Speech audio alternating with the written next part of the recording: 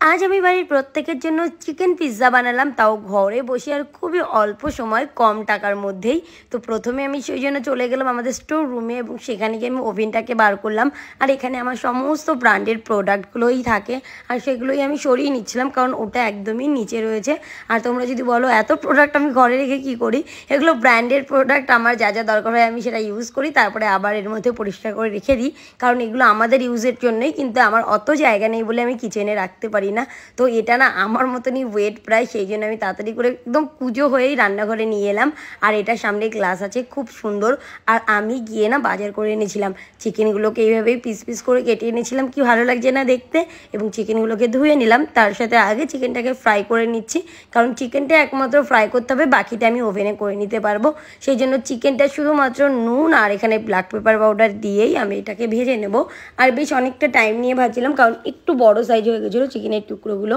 আর তারপরে তো ভাজতে ভাজতে দেখলাম একবারে জলটা শুকিয়ে গেছে আর চিকেনগুলোও নরম হয়ে গেছে। আর কিছু কিছু কাজ আছে যেগুলোকে আগে করে নিতে হবে, যেরকম ধরো পেঁয়াজ ক্যাপসিকাম যা যা থাকবে সেগুলোকেও কিন্তু টুকরো করে কেটে নিতে হবে, যেরকম আমরা চাইবো। নর্মালি তো এইভাবেই কাটতে হয় পিৎজার উপরে, সেই জন্য টপিংয়ে দেওয়ার জন্য। এবং টপিংয়ের জন্য আমি এখানে চিজটাকেও ভালো করে ঘষে নিচ্ছিলাম।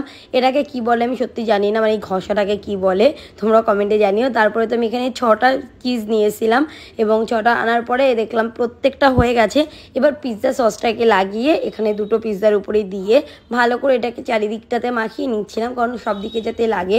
এবং তারপরে প্রথমেই দিচ্ছিলাম অনিয়ন, এবং তারপরে আস্তে আস্তে করে সব কটা জিনিস একভাবে দিয়ে নিতে হবে। আর একটু সাজিয়ে গুছিয়ে দিলে কি হয়, তাহলে সব দিকটাতে থাকে, নয়তো হয়তো এক সাইড পড়ে যায়। ওই জন্য একটু সাজিয়ে দেওয়া, একটু টাইম নিয়ে করা অনেক ভালো।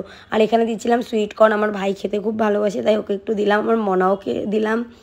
আর আমার না বাড়িতে এরকম বানাতে কি ভালো লাগে তোমাদেরকে কি বলবো। পিৎজা তো আমার ভীষণ ভালো লাগে, আগেও একটা ভিডিওতে তোমরা দেখলে গেছিলাম ডমিনোসে, বাট বাড়িতে বানালেও খুব একটা খারাপ হয় না, বেশ ভালো হয় খেতে। চলো এখানে পুরোপুরি ডান, দেখে মনে হচ্ছে না দোকানের পিৎজার মতনই। এবার আমি দুটোই দিয়ে দেবো, এখানে তুমি চাইলে একটাও করতে পারবে এই ওভেনটাতে, দুটোও করতে পারবে। তো এই সমস্ত ফুল ডিটেলস আমি আমার ইউটিউব চ্যানেলেই পোস্ট করি, মানে এই সমস্ত জিনিসের, এখানে তো আমি পোস্ট করতে পারবো না। তারপরে আমি এটাকে অন করে দিলাম।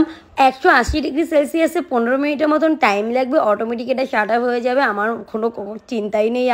আর হয়ে গেলে একটা বড় জোরে আওয়াজ হবে, তো তারপরে বুঝে নেবো যে হয়ে গেছে। তো এলাম, এসে দেখলাম যে সত্যি পিৎজাটা পুরোপুরি হয়ে গেছে দুটোই। তো আমি বার করে নিলাম। আমি ভেবেছিলাম আরও দুটো বানাবো, যে কারণে আমি অনেকটা রেখেও দিয়েছিলাম, কিন্তু দাদা বাড়ি আসতে লেট করবে বলে আর বানাইনি, যে পরের দিনই তাহলে বানাবো। তারপরে আমি স্লাইস করে নিলাম, জানো তো একটু টাইম হয়ে গেছিলো বেশি বলে নিচটা শক্ত হয়ে গেছিলো। পুরো ওপরটা ভালো ছিল কিন্তু সাইডটা শক্ত হয়ে গেছিলো, যেটা আমার মানে খুবই একটা বড় ভুল হয়েছে, কিন্তু খেতে ভীষণ টেস্টি হয়েছে। তারপরে বাড়ির আমরা প্রত্যেকে ছিলাম চারজনে মিলে দুটো পিৎজা পুরোপুরি খেয়ে শেষ করলাম। ভিডিওতে শুরুতেই বলেছিলাম একদমই ইজি পিৎজা বানানো, সত্যি ইজি কিনা তোমরাই কমেন্টে বলো। মানে ইজি বলতে অত হ্যাপা নেই যে অনেক কিছু করতে হয়, বাস ওভেনটা আছে বলে আমারও খুব ইজিলি ভালোভাবে হয়ে যায়, এটাই হচ্ছে সব থেকে বড় আমার প্লাস পয়েন্ট। এবং তারপরে আমিও খেলাম, দেখলাম যে না অনেক ভালো লেগেছিল আর প্রত্যেকের ভালো লেগেছে। তোমাদের কেমন লাগলো ভিডিওটা অবশ্যই কমেন্টে জানিও।